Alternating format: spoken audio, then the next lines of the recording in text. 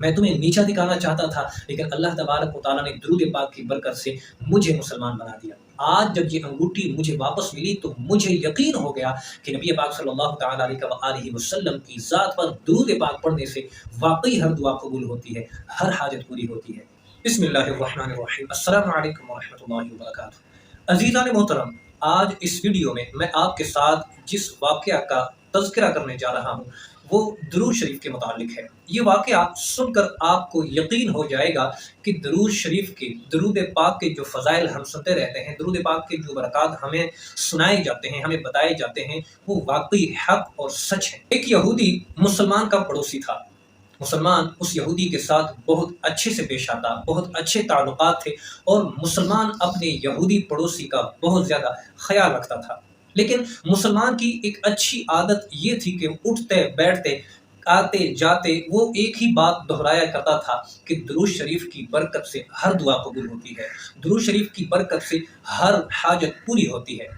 यहूदी जब भी उस मुसलमान से मिलता तो वो ये बात मुसलमान की ज़ुबान से ज़रूर सुनता कि अल्लाह तबारक व तआला के महबूब पर दरूद भेजने से हर दुआ कबूल होती है, नबी पाक सल्लल्लाहु अलैहि वसल्लम की ज़ात पर दरूद पाक पढ़ने से हर हाजत पूरी होती है।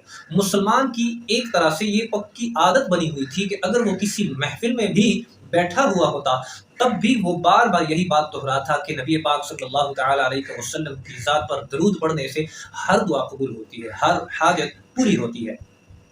यहूदी इस बात से तंग आ चुका था क्योंकि वो रोज़ कई बार मुसलमान से मुलाकात करता और जब भी मुलाकात करता तो मुसलमान की ज़ुबान से ये जुमला ज़रूर सुनता कि अल्लाह के नबी पर दरूद पढ़ने से हर दुआ कबूल होती है, हर हाजत पूरी होती है।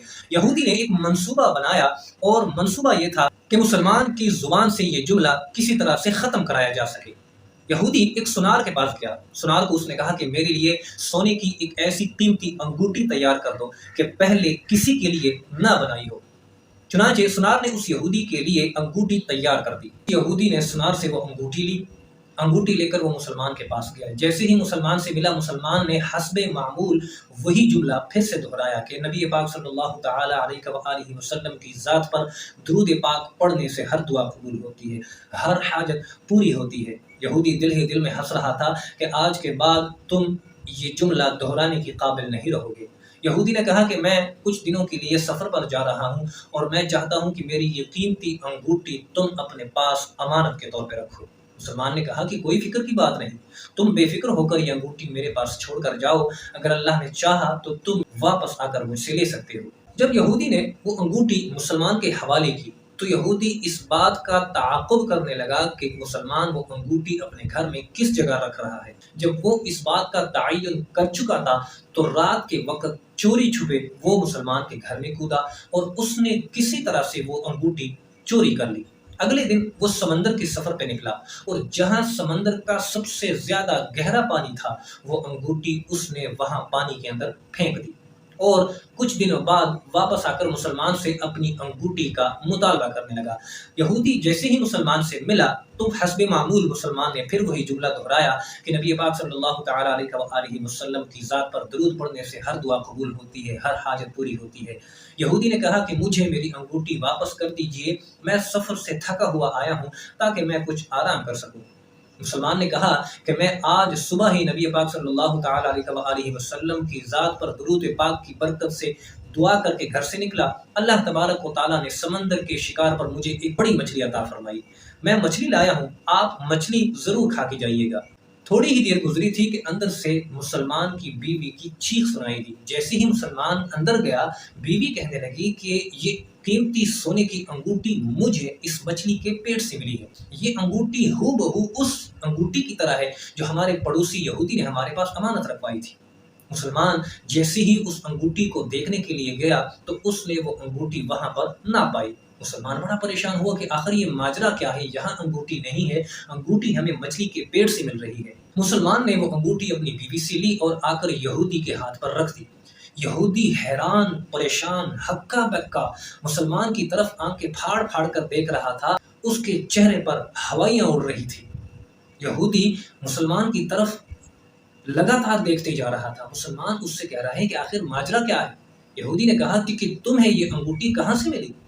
مسلمان نے کہا کہ یہ انگوٹھی میں نے جہاں پہ رکھی تھی مجھے وہاں سے نہیں ملی، لیکن ابھی جو میں مچھلی شکار کر کے لایا ہوں مجھے یہ انگوٹھی اس کے پیٹ سے ملی ہے۔ مجھے یہ ماجرا سمجھ نہیں آ رہا، لیکن جو بھی ہے میں آپ کو آپ کی امانت واپس لوٹانے میں کامیاب رہا۔ یہودی مسلمان سے کہتا ہے کہ مجھے جلدی سے غسل کرنے کی جگہ دے دے۔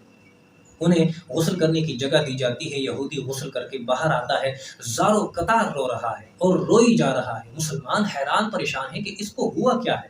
یہودی آ کر مسلمان کے سامنے بیٹھ گیا اور کہا کہ مجھے سب سے پہلے اپنے نبی کا کلمہ پڑھاؤ، میں مسلمان بننا چاہتا ہوں۔ یہودی کو مسلمان نے کلمہ پڑھایا۔ مسلمان ہونے کی آخر وجہ کیا ہے؟ تو اس یہودی نے کہا کہ میں نے تمہارے لیے یہ انگوٹھی اسپیشل بنوائی صرف اس لیے تاکہ میں تمہیں بدنام کر سکوں، تاکہ میں تمہیں لوگوں کے سامنے بے عزت کر سکوں، تمہیں لوگوں کے سامنے نیچا دکھا سکوں، اور تمہارے منہ سے میں جو روز روز سنتا ہوں کہ نبی پاک صلی اللہ تعالیٰ علیہ وسلم کی ذات پر درود پاک پڑھنے سے ہر دعا قبول ہوتی ہے، ہر حاجت پوری ہوتی ہے، میں چاہتا تھا کہ تم یہ دعوت دینا چھوڑ دو۔ میں نے یہ انگوٹھی تمہارے گھر سے چرائی اور سمندر میں جا کر پھینک آیا۔ آج جب یہ انگوٹھی مجھے واپس ملی تو مجھے یقین ہو گیا کہ نبی پاک صلی اللہ تعالیٰ علیہ وسلم کی ذات پر درود پاک پڑھنے سے واقعی ہر دعا قبول ہوتی ہے، ہر حاجت پوری ہوتی ہے۔ میں تمہیں نیچا دکھانا چاہتا تھا، لیکن اللہ تبارک و تعالیٰ نے درود پاک کی برکت سے مجھے مسلمان بنا دیا۔ یہ تھا سارا ماجرا، اور یہ تھی ساری درود پاک، نبی پاک صلی اللہ تعالیٰ علیہ وسلم کی ذات پر درود پاک کی فضیلت۔ اس آدمی کا یقین اس بات پر اتنا پختہ ہو چکا تھا کہ درود پاک پڑھ کر جو بھی اللہ تبارک و تعالیٰ سے دعا کی جائے وہ ضرور قبول ہوتی ہے۔ درود پاک پڑھ کر جو بھی اللہ تبارک و تعالیٰ کی بارگاہ میں کوئی حاجت مانگتا ہے تو اس کی حاجت ضرور پوری ہوتی ہے۔ یہ سارا واقعہ، یہ سارا قصہ آپ لوگوں کے ساتھ ذکر کرنے کا مقصد یہ تھا کہ درود پاک، نبی پاک صلی اللہ تعالیٰ علیہ وسلم کی ذات پر درود پاک پڑھنے کی فضیلت حق اور سچ ہے۔ ہماری جتنی بھی عبادتیں ہیں اس کے قبول ہونے یا نہ ہونے کا ہمیں یقین نہیں ہوتا، لیکن محبوب کریم صلی اللہ تعالیٰ علیہ وسلم کی ذات پر درود پاک پڑھنا یہ ہر حال میں قبول کیا جاتا ہے۔ صبح، دوپہر، شام، رات کے وقت، دن کے وقت، اٹھتے بیٹھتے، چلتے پھرتے، کسی سے آپ بات کرتے کرتے اللہ تبارک و تعالیٰ کے محبوب پر درود پاک پڑھ لیتے ہیں، تب بھی یہ درود پاک قبول کیا جاتا ہے۔ درود پاک واحد ایک ایسی عبادت ہے، واحد ایک ایسا ذکر ہے جو ہر حال میں قبول ہے، جو ہر حال میں اس کی قبولیت یقینی ہے۔ اللہ تبارک و تعالیٰ اپنے محبوب کریم صلی اللہ تعالیٰ علیہ وسلم کی ذات پر پڑھا ہوا درود پاک کبھی بھی رد نہیں فرماتا۔ تو اللہ تبارک و تعالیٰ کے محبوب پر ضرور درود پاک پڑھا کریں، زیادہ سے زیادہ کثرت کے ساتھ اللہ کے پاک حبیب پر درود پاک پڑھنے کی کوشش کریں۔ اللہ تبارک و تعالیٰ ہمیں عمل کی توفیق عطا فرمائے، آمین۔